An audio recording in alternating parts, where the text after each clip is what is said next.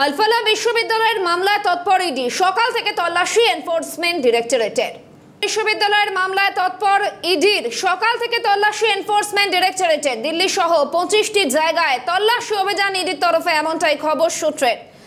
Al Falah বিশ্ববিদ্যালয়ের ওখলা দিল্লি অফিসে তল্লাশি। আলফালা ট্রাস্ট এবং সংশ্লিষ্ট সংস্থাগুলি তদন্তের আওতায়। আলফালা বিশ্ববিদ্যালয়ের মামলায় তৎপর ইডি, সকাল থেকে তল্লাশি এনফোর্সমেন্ট ডিরেক্টরেটের।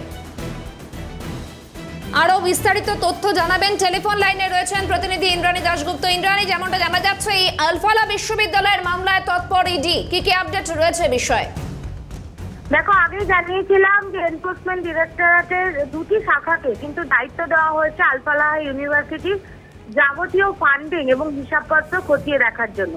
প্রথমত এনফোর্সমেন্ট ডিপার্টমেন্টের যে শাখাটি এই অর্থনৈতিক তদন্তগুলো করে, তাদেরকে বলা হয়েছে যে কোথা থেকে ফান্ডিং এসছে এবং কোথার এই যে ইউনিভার্সিটির ভিতরে যে টাকা পয়সার লেনদেন করা হয় ছাত্রদের সাথে বা শিক্ষকদের যে টাকা পয়সা দেওয়া হয়, সেই সংক্রান্ত যাবতীয় যে নথিপত্র বা হিসাবপত্র আছে সেটি খতিয়ে রাখবে এনফোর্সমেন্ট ডিরেক্টরেটের একটি শাখা।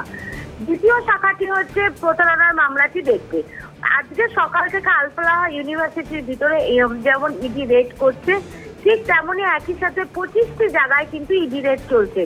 ওকলাতে যেখানে ডক্টর সিদ্দিকির বাড়ি এবং যে অ্যাড্রেসে ডক্টর সিদ্দিকির 9টি ইনস্টিটিউট বা 9টি অর্গানাইজেশন রেজিস্টার করা রয়েছে আলফালা ট্রাস্টের নামে, সেই জায়গাতেও কিন্তু ইডির তল্লাশি চলছে।